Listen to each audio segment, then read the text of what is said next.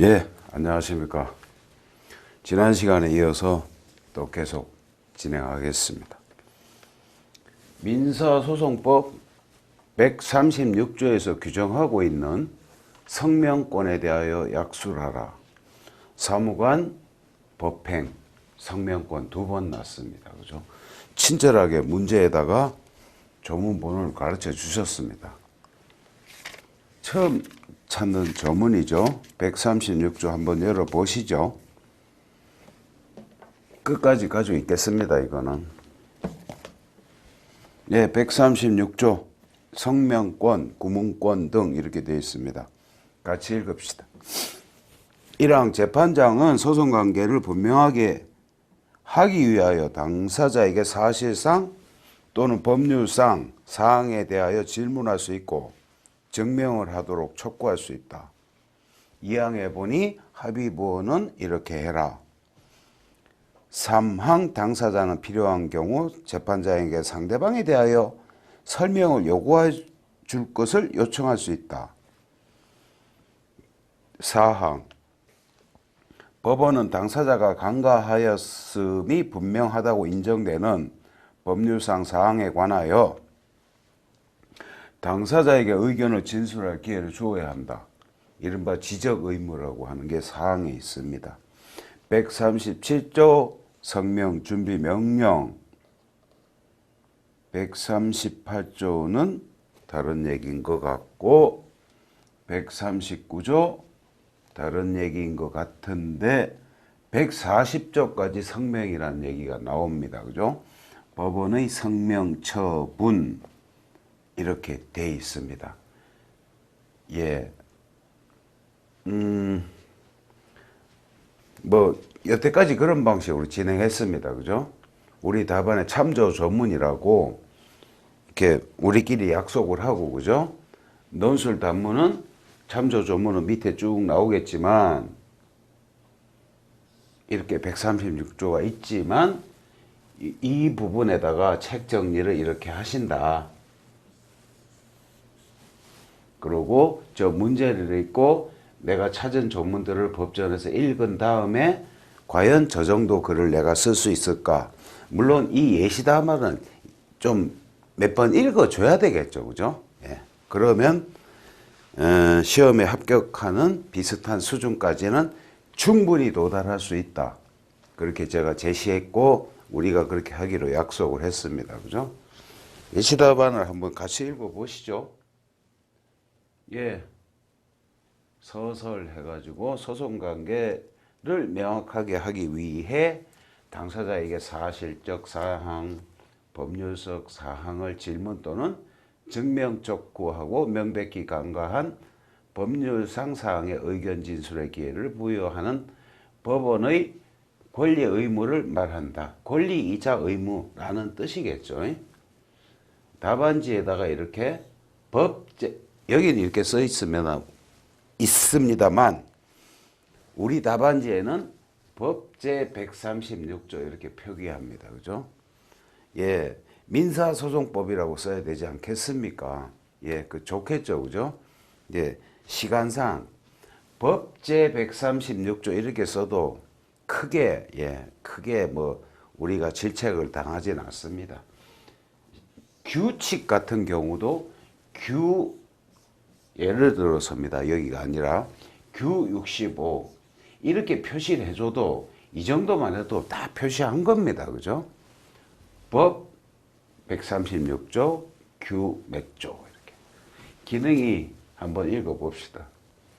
변론주의 원칙상 당사자에게 소송자료 제출 책임이 있지만 소송 기술이 부족한 당사자가 억울하게 패소하는 경우를 방지하고 적절한 소송 자료의 제출을 유도하여 소송의 효율성을 제고할 수 있다. 예, 변론주의를 너무 관철하게 되면 소송 수행 능력에 따라서 억울한 패소자가 생기지 않겠습니까? 그죠?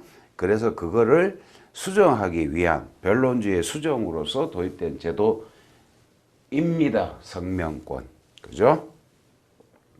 성질, 권리이자 의무이다. 성명권의 범위. 소극적 성명.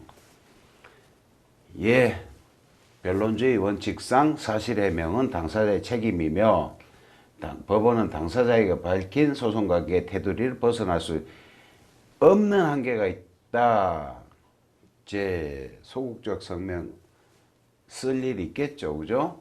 당사자의 주장이나 신청에 불분명, 불완전, 모순이 있는 경우 이런 거를 해명한 그걸 제거하는 방향으로 하는 성명을 소극적 성명, 그럼 적극적 성명 있지 않습니까? 그죠? 적극적 성명은 아주 뭐 적극적으로 법관이 개입을 하는 거예요.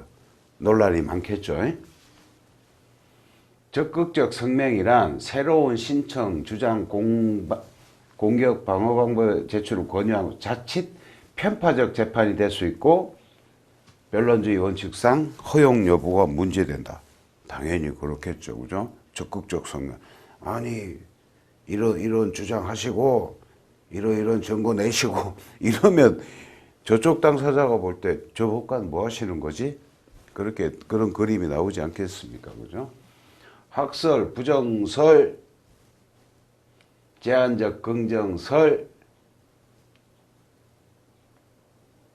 무제한 긍정설 등이 있습니다. 예. 판례가 있으니까 같이 읽어보시죠.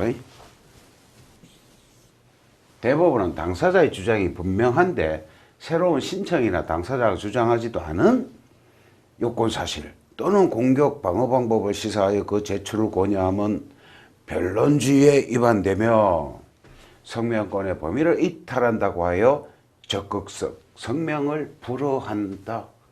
원칙이 그러하다. 예, 그런 뜻입니다. 다만 손해배상 의무가 인정될 경우 배상액은 법원이 적극적 성명사항이라고 하였다. 배상액은 배상액에 대해서 적극적 성명이 가능하다라고 판시한 바 있다. 또한 이거 중요한 판례다. 그죠? 토지 임대인이 저기서부터 천천히 토지 임대인이 임차인 상대의 지상물 철거 및 토지인도 소송에서 임차인이 지상물 매수 청구권을 적법하게 행사한 경우에 대금 지급과 상한으로 지상물의 명도 청구로 소변경 의사가 있는 것인지의 여부에 대해 성명 의무가 있다고 판시한 바 있다. 예, 좋습니다. 사례에서 많이 본 판례 기억이 납니다. 검토하시고요. 성명에 대해서 청구 취지의 성명, 주장 사실의 성명, 증명 촉구 등등 이렇게 예. 제가 넘어간다고 해서 이렇게 안 중요하다 그런 게 아니라 충분히 이렇게 수업 시간에 수업 끝나고 다시는 책을 안 본다 그런 거 아니죠. 그죠? 나름 또 책 정리 과정이 있고 또 여러분 자습 시간이 또 있지 않습니까? 그죠? 그렇습니다. 성명권의 행사 해가지고 136조 또 여기다가 예 소송 지휘권의 일종이다. 합의재판의 경우는 재판장 단독에서는 단독 판사가 이를 행한다. 절차 137조 성명 137조에 보니 성명준비 명령이라고 해가지고 조문이 있습니다. 그죠? 그 말씀하신 것 같은데 성명권은 변론기일에 행사함이 원칙이며 필요한 경우 미리 당사자에게 성명할 사항을 지시하고 기일 전에 준비할 것을 명할 수 있다. 행사의 한계.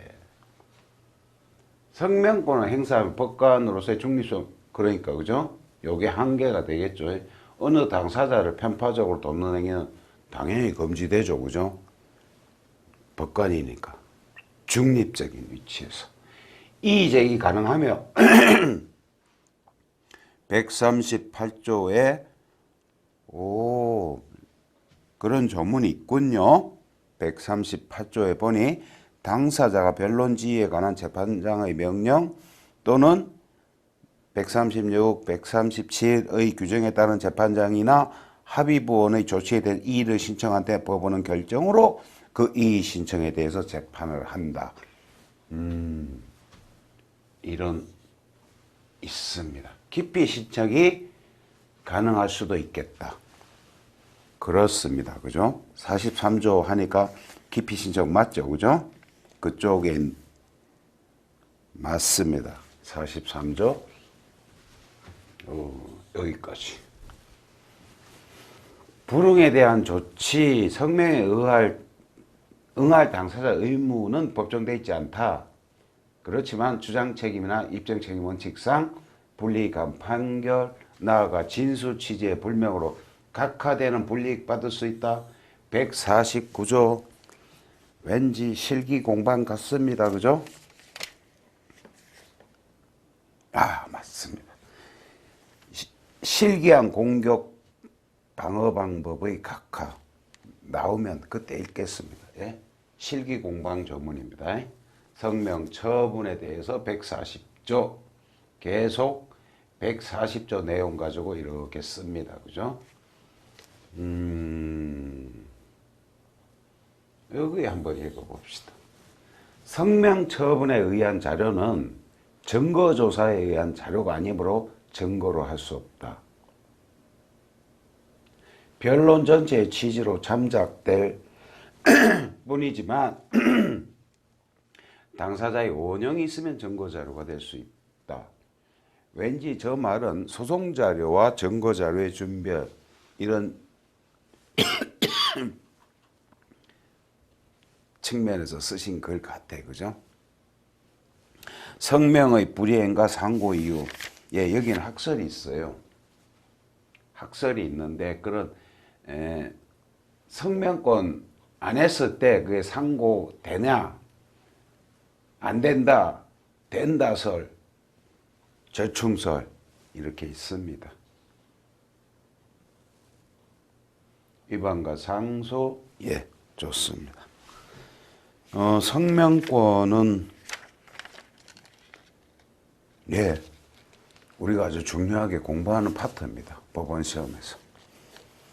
또 다음에 또 사례로 성명권이 또 나오거든요. 예, 성명권 봅시다. 어떤 순서로 할까? 그래, 하나 읽고 하나 풀고 하나 읽고 하나 풀고 이렇게 갑시다. 그게 낫겠습니다. 사안을 일단 읽어보시고요. 법원이 원고의 청구를 그대로 받아들이지 아니하는 판결을 할 경우 이에 앞서 법원은 원고에게 종전의 청구를 그대로 유지할 것인지 여하를 적극적으로 성명할 의무를 부담하기도 하는 바, 원칙적으로는 안 되죠.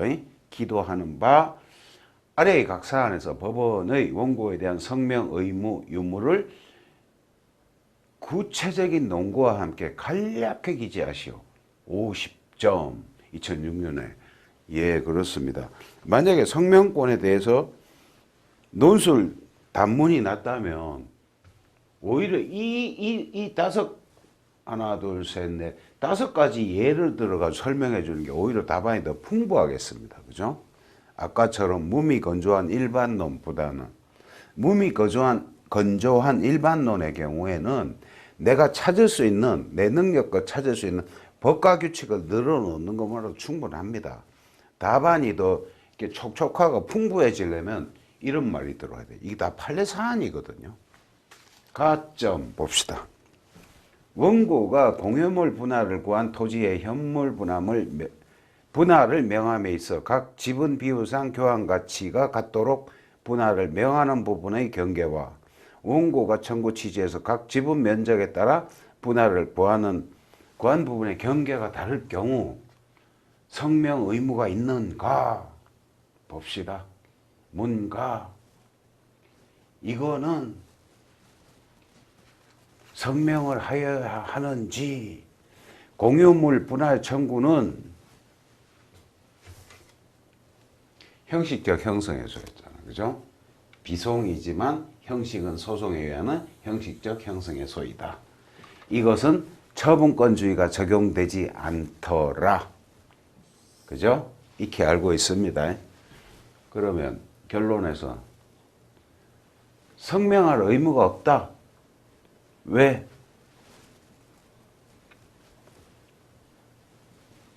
형식적 형성에서는 그냥 법관이 재량으로 하지 않습니까? 그죠? 처분권주의 적용이 없다. 그래서 공유자 지분에 따른 여기서부터 봅시다.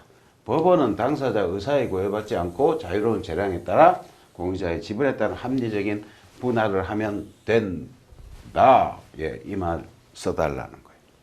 나점도 볼까요?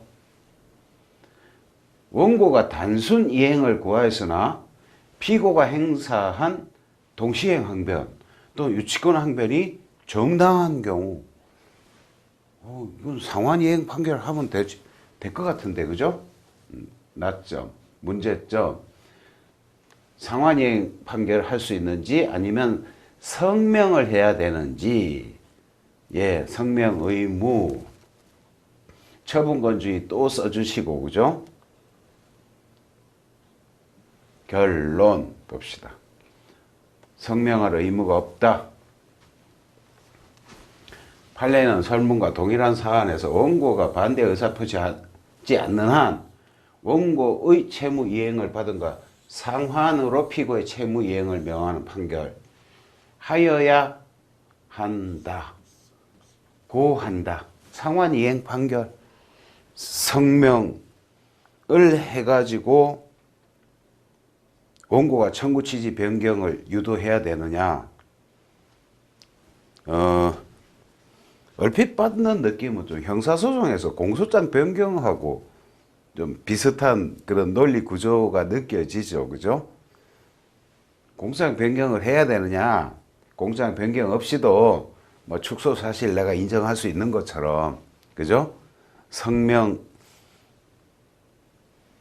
의무가 원고의 청구 취지를 변경하도록 성명을 해가지고 재판하느냐, 아니면은 그냥 성명하지 않고 그냥 내가 판결할 수 있는 상환이행 판결, 처분권주의 원칙상 당연히 할 수 있고, 공유분할 청구에서는 그거는 당연히 처분권주의에 적용이 없으니까, 처분권주의 형사소송에서 불고불리 비슷한 제도들이 있습니다. 그죠? 다점 봅시다. 그런 느낌이 들었어요. 보다 보니까. 다점.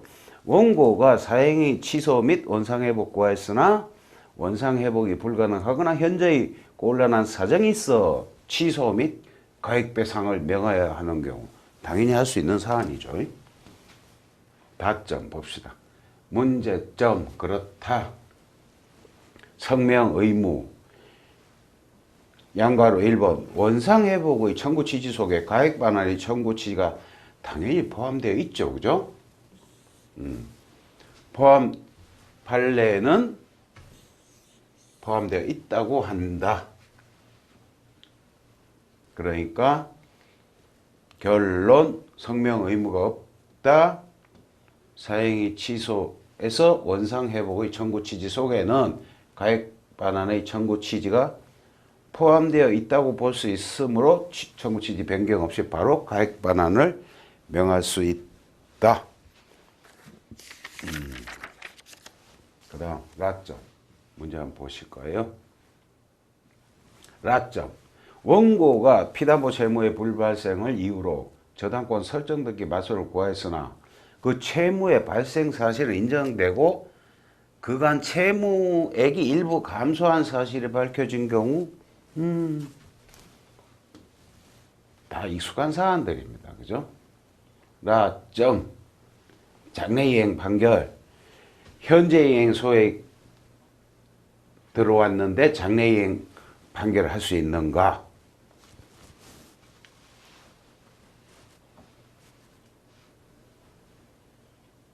인정한다. 이건 됐고. 적극적 성명의 가능 여부? 여기서 왜 그런 말씀 하시지? 뭐, 넣을 수도 있겠다. 그죠? 예, 결론. 성명하지 않고 새로운 신청을 권유하는 적극적 성명은 변론주의 위반하며 성명권의 범위를 이탈하기 때문이다. 그래서 채무의 불발생을 이유로 한 경우에는 그 말씀을 하셨구나. 라점에서 그 채무의 발생, 그간 채무이 감소한 사실이 밝혀진 경우. 그렇습니다. 좋습니다. 맞점. 이게 그거다. 그죠? 아까 우리가 봤던 판례. 그죠? 원고가 임대한 토지 위에 건물을 신축한 임차인을 피고로 하여 건물 철거와 위 토지 인도를 구했으나 피고가 행사한 건매청 항변이 정당한 경우 건물 매수 청구권이 항변이 정당해. 예, 이게 아까 조금 전에 본 그 판례 같습니다. 그죠? 나점, 맞점. 예. 판례, 여기서부터 봅시다. 설문과 같은 사안에서 판례는, 종전 판례는 원고 청구에는 매수 대금 지급과 동시에 피고는 건물을 명도하라는 내용의 청구까지는 포함되어 있지 않고 또 그러한 내용으로 원고의 청구 취지를 바꾸라는 성명 의무도 없다고 판시하였다. 그러나 전압에서 종전의 견해를 바꾸어. 그래서 자꾸 이게 유명한 판례이군요. 원고가 청구 취지를 변경하도록 법원이 성명해야 하고 그렇지 않으면 위법이라고 판시하였다. 그렇다. 결론 봅시다. 법원은 원고에 대하여 자기가 차지할 건물의 매매대금을 지급함과 동시에 건물 명도 청구를 하는 것으로 청구 취지를 변경하도록 성명하여야 한다. 그렇다. 전혀 새로운 청구로 청구 취지를 변경하도록 성명할 것은 허용될 수 없다. 적극적 성명, 한계를 이탈한 적극적 성명이다. 허용될 수 없다. 다만 당사자의 소송물을 바꾸는 것이 아니고 지금까지의 소송 자료와 합리적으로 관련시켜 볼 때 예상되는 것이라면 청구 취지 변경도 허용될 수 있을 것이다. 예, 성명권에 대해서 문제가 5개 있었습니다.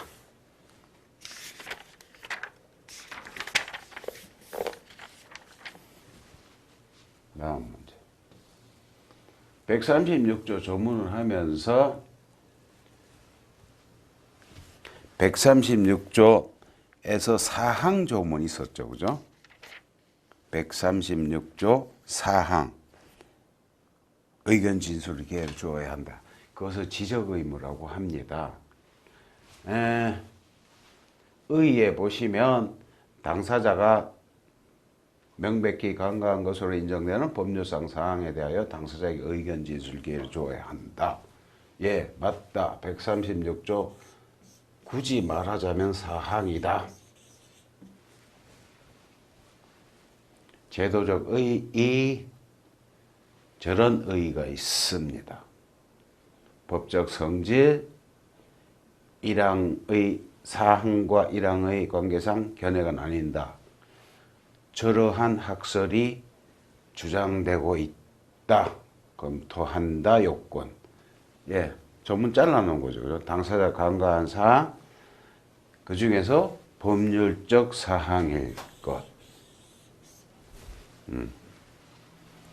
그 다음에 재판의 결과에 영향이 있는 사실일 것. 행사 방식. 예. 지적 의무 위반과 상고 이유에 대하여 판례가 있었으니 한번 읽고 지나갑시다.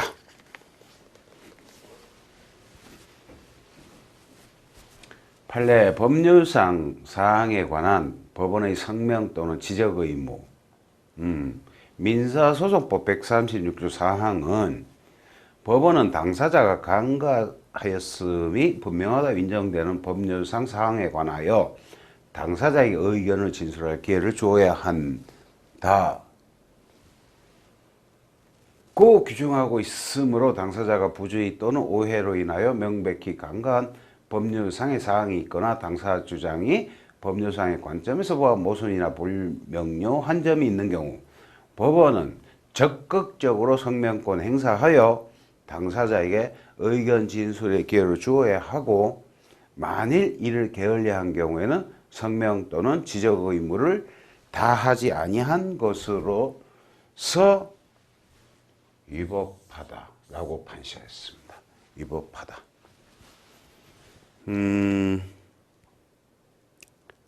이걸 가지고 상고 이유가 된다 이렇게 말씀하시는 이다. 예, 그렇게 쓰여져 있습니다. 좋습니다. 그 다음에 요것으로서 성명권이 이제 세 문제 다루어 보니까 성명권 이제 끝났습니다. 중요하게 우리가 준비하는 부분입니다. 성명권, 그죠? 최근 기출 문제에도 계속 나오고 있습니다. 이거는 성명권은. 봅시다. 그러면은 지금부터는 이제 적시제출주의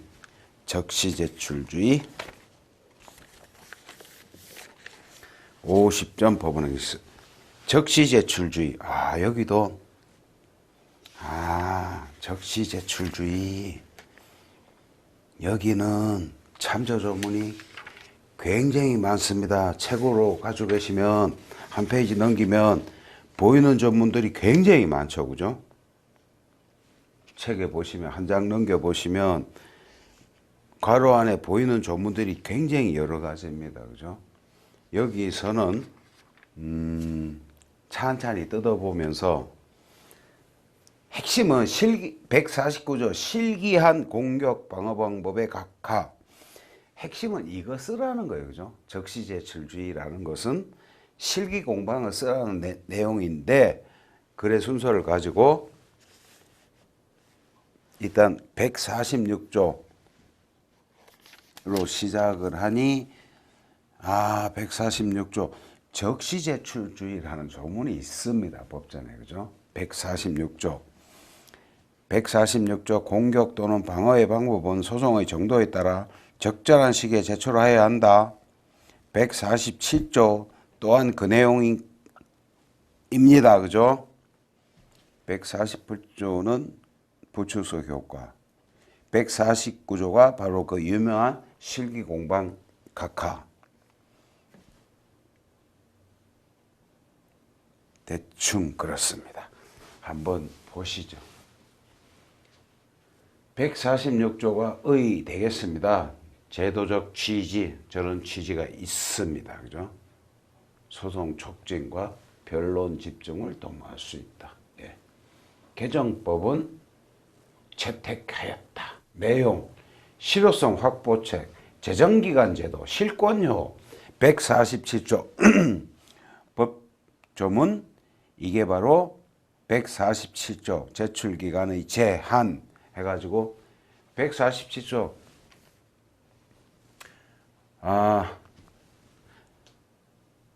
당연히 법전이 지금 이 강좌를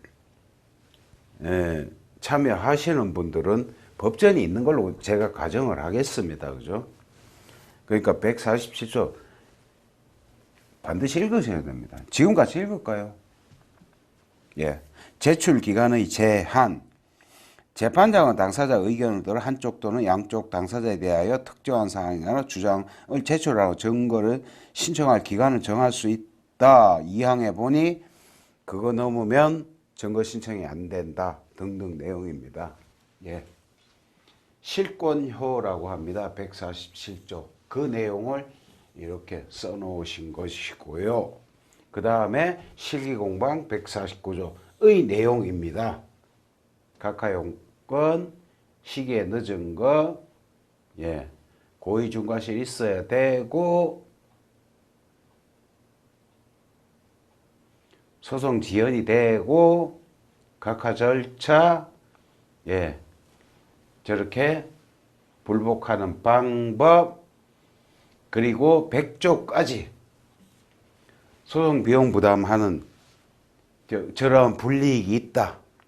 100조까지 찾으셔야 되고, 그 다음에 149조 2항, 285조 변론 준비 절차, 이 근처에는 변론 준비 절차가 있죠. 그래서 저것 또한 찾아서 적시해 준다. 상고 이유서에 대해서도 저런 조문이 있다. 방소항변. 예. 적시 제출주의를 쓰시면서 여태까지 잘 썼습니다. 그죠? 우리가 우리 답안지의 참조 조문, 일하하여 그 조문들을 다 법전을 통해서 공부를 하고 표시가 돼 있고, 언제든지 적시 제출주의에 대해서 문제가 나오면 내가 기억하는 조문들을 찾아서 답안지를 작성한다. 이제 특징적인 사항들을 문제마다 기억을 하셔야 돼요. 그죠? 여기서는 이게 특징적인 겁니다. 이게. 예외를 쓸 줄 아느냐? 같이 읽어보십시오. 변론주의가 적용되는 범위에 한정되며 절차 촉진보다는 실체적 진실 발견의 요청이 있는 직권탐지주의나 직권조사사항이든 적용이 배제된다. 이러한 조문을 찾았는데 우리는 가사소송법까지 이렇게 찾을 줄 아느냐? 가사소송법이 위치가 어디일까요? 민사소송법 편에 있습니다. 예. 편에 보면은 그 맨 앞에 목차에 보면 밑에 가사소송법 2485 2485페이지랍니다. 민사소송법 편 좀 뒷부분에 있습니다. 아, 가사소송법. 우리가 좀 시험장에서 주는 법전에 가사소송법 있습니다. 그죠? 몇 조라고 했죠? 12조. 이런 걸 찾는 게 실력인 거죠. 예. 논술 단문에서 법전 찾아 쓴다. 이런 게 실력이라고, 이런 게. 예. 12조를 찾아서 한번 같이 읽어보실까요? 좋습니다. 12조 적용법률 쭉 읽어보시겠습니다. 가사소송 절차에 관하여는 이 법에 특별한 규정이 있는 경우를 제외하고는 민사소송법에 따른다. 오, 그렇다.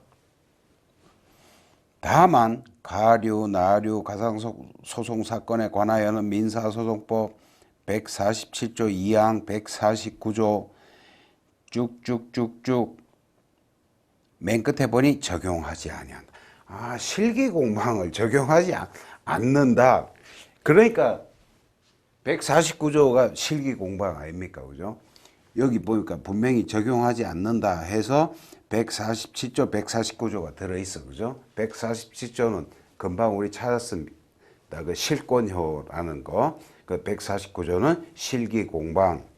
그 적용하지 않는다. 가사소송법 제12조를 찾는 게 실력이고 남들과 차별화되는 적시제출주의를 민사소송법 법전에서 쭉 찾아가지고 답안을 썼습니다. 그죠? 썼지만 차이가 나려면 이것까지 가야 된다는 거죠. 요런 거 특징적인 것을 또 메모를 해놓고 그게 책 정리하고 공부하시는 과정입니다. 그게. 이것까지 찾아야 정말 진정한 적시 제출주의를 답안을 잘 작성한 칭찬받아서 합격하는 그렇습니다. 적시 제출주의 가지고 문제들이 계속되고 있는데 계속 쭉 가십시다.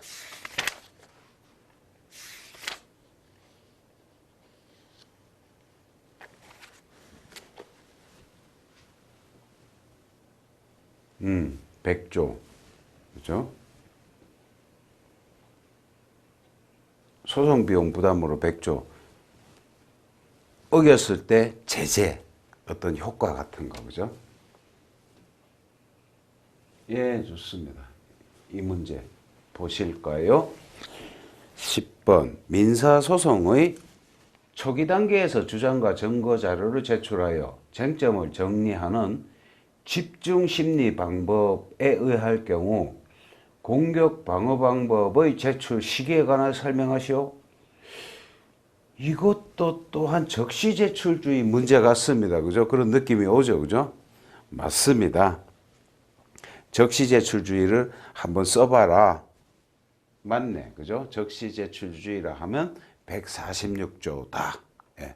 우리가 지금 146, 147에서 149까지 그 조문 가지고 자꾸 쓰는데 그거 말고 변론 준비 기일에 가면 285조에도 또 조문이 있고 또 어디에도 무슨 조문이 있다. 아까 앞 문제에서는 예외로서 가사소송법까지 찾아야만 된다까지 공부했습니다. 그죠? 146조 취지, 예, 저러한 취지 당연히 우리는 쓸 수 있죠. 그죠? 구체적 내용을 보니 147조 1항의 내용을 쓰고 또한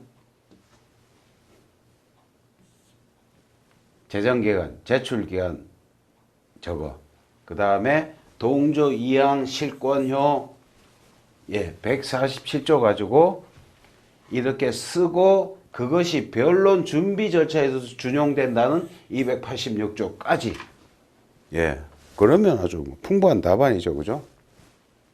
네, 이제 공부가 좀 급하게 돼 가지고 시험 준비가 좀 설리겠어. 그죠? 그런 사람들은 그 근처 조문밖에 몰라. 그죠? 그래도 그 근처라도 찾는 게 어디예요. 그죠? 그거 모르면 백지 내야 되는데. 그죠? 그 근처만 아는데 이제 공부가 여러 바퀴를 돌았어. 그죠? 민사소송이 법과 규칙을 처음부터 끝까지 하고 객관식 공부하느라고 몇 바퀴를 돌았어. 그러면 탁 떠오르면 그 조문이 그쪽에 있지. 그래서 그 정도 돼야 법전을 뒤적뒤적 하면서 답안을 쓴다는 거예요. 그죠? 그 정도면 충분히 합격하십니다. 제가 실제 출제된 문제를 보니까 민법하고 민소를 같이 치더라고요. 형법, 형소를 같이 치고 아마 2시간 주겠죠. 아마 1시간에 100점 과목당 그러신 것 같은데 그 시간 안에 법전을 찾아가지고 그거 문제당 한 페이지를 이렇게 써내려면 굉장히 익숙하셔야 됩니다. 굉장히 손에 익어야 돼, 법전이. 그러려고 이렇게 공부하면서 이런 강좌를 통해서 이렇게 공부하고 그러는 겁니다. 그죠? 책을 통째로 외워서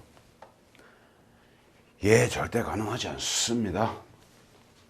그 다음에 실기 공방이 또 나옵니다. 149조 딱 보이죠. 그죠? 149조. 우리가 오늘은 주로 이제 아까는 이번 시간에는 성명권 가지고 한 3문제를 블라블라 했지 않습니까? 그죠? 그 다음 주제는 또 적시 제출주의인 거야. 그러면은 거기는 146조부터 적시 제출주의부터 실기 공방 146, 7, 149 맨날 나오는 조문이 똑같아요. 그죠? 그렇지만 뭐 변론 준비 절차에도 적용된다더라도 280 몇 조, 아까는 또 예외에서 소액사건 가사소송법 가사소송법까지 그런 게 기억하는 게 그런 게 실력이에요. 책을 외운다는 것은 절대 가능하지 않습니다. 각하요건 또 나옵니다. 고의중과실, 소송이 지연될 것, 그렇습니다. 각하 절차, 100조의 불이익도 있다. 285조 중요하죠. 그죠? 여기도 변론 준비 절차에서도 식권료라는 제도가 있더라. 285조라는 조문을 내가 찾을 줄 알아야 되겠습니다. 그죠? 그 다음 성명에 불응하는 149조 얘기 계속되고 있습니다. 중간 판결. 예. 자칫 기억 안 나기가 쉽습니다. 저런 거는. 그죠? 아주 뭐 특히 해놓지 않으면. 그리고 상고 이유서 제출 427조, 431조, 방소항변까지 저조문들 다 찾아가지고, 그러니까 이거 문제 제목에 이렇게 문제가 이렇게 있으면 문제 이 옆에다 참조 조문, 우리 답안지의 참조 조문 해가지고 쭉 이렇게 우리가 책 정리 그렇게 한다고 했지 않습니까? 그죠? 이 책은 예시 답안이니까 한번 이렇게 참고적으로 읽어보는 거예요. 공부는 이걸로 하시는 거예요. 이런 논술 단문은. 이런 문제가 이렇게 문제 났으면 법과 규칙을 들척 하면서 자꾸 그래야 시험장 가서 합법적으로 컨닝을 잘할 수 있다는 거죠. 그죠? 합법적으로 컨닝을 잘할 수 있다고. 예외, 왠지 또 한 것 같은데요. 직권 탐지주의나 적용이 배제된다. 다야. 근데 왜 여기는 가사소송법이 없을까? 그죠? 그죠? 금방 해서 우리 기억납니다. 그죠? 그럴 때 이제 책을 이제 읽으면서 아까 내가 법전으로 열심히 공부를 했으니까 아, 가사소송법 조문도 생각나. 12조였는데 법전 찾아보니까 맞아. 그죠? 맞아. 이런 것도 있어. 적시조치 예외에. 거기 12조에 보면 민사소송법에 의하는데 가류, 나류 뭐라고 그러놓고는 147, 149 적용하지 말라는 조문이 있었어. 기억나시면 굉장히 실력 좋으신 거예요. 훌륭한, 예. 굉장히 실력이 좋으신 거라고. 그 정도 경지에 이르면. 지금은 18년 여름경입니다. 19년 4월까지 준비하신다면 시간 충분하십니다. 그 정도 경지에 이를 수 있어서 사무관 승진하실 겁니다. 미리 축하드립니다. 예. 예, 다음 문제입니다. 참여 사무관. 야, 11년에도 저런 참여 사무관 저게 아주 법에 들어와 버리니까, 그죠?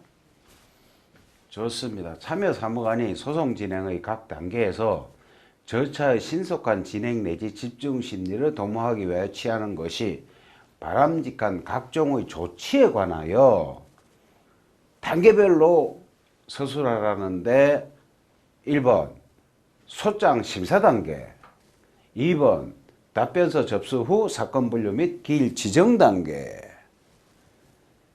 3번 첫 기일 진행 이후 증거조사 단계로 나누어 서술하시오. 비교적 최근 문제입니다. 그죠? 11년 우리 기출이니까. 그죠? 역시 집중심리주의에 대해서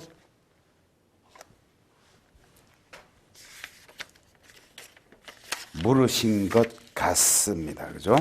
집중심리주의. 한번 예시 답안을 천천히 한번 넘겨가면서 얘기를 한번 해보시죠.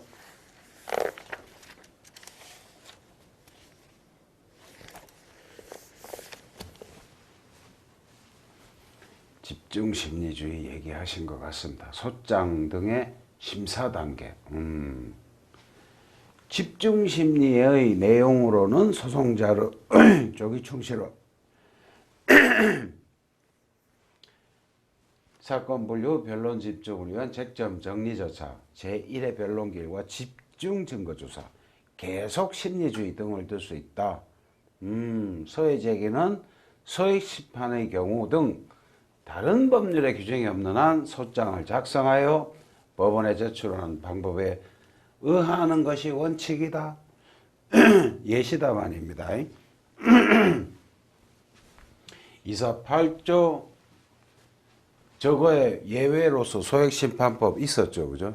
아직은 기억납니다. 우리 제출할 때는 저렇게 하고 임의적 기재사항 규칙 62조 찾아서 공부하고 소장 심사 단계라고 그랬으니까 254조 보니까 재판장의 소장 심사권에 대하여 규정하고 있다. 254조 왠지 소장 각하 명령이 있었던 그 조문 같습니다.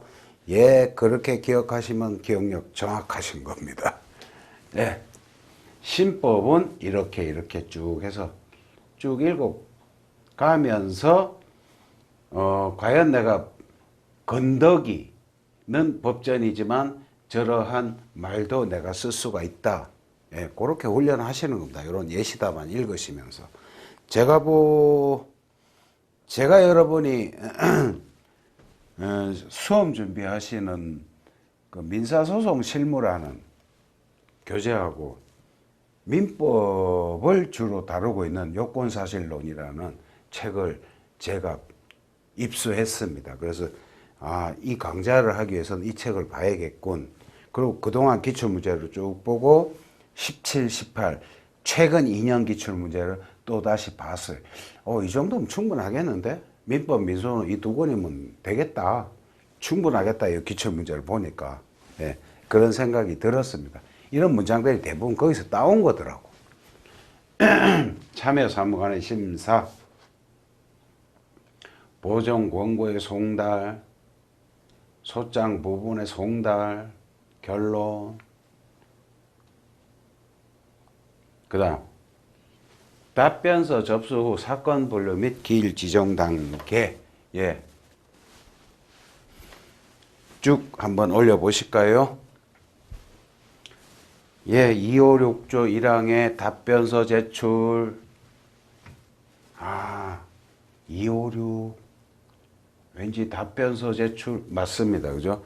요거 조금 지나면 무변론 승소 판결 그거 나오죠. 그죠? 답변서 제출 의무. 257인가? 예. 곧 나옵니다. 그래서 기 지정 단계 규칙 65조 많이 찾았습니다. 그죠?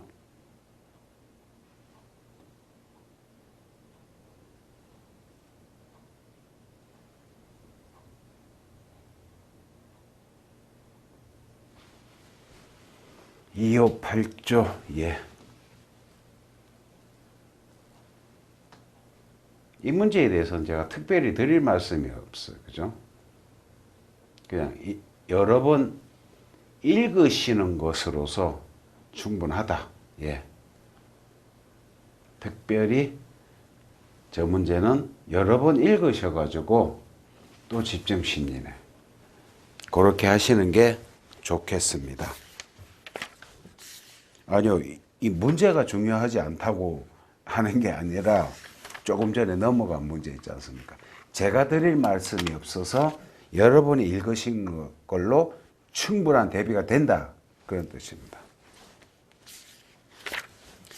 그렇습니다. 여기서 잠깐 끊었다가 집중심리부터 다시 나가도록 그렇게 하겠습니다. 예.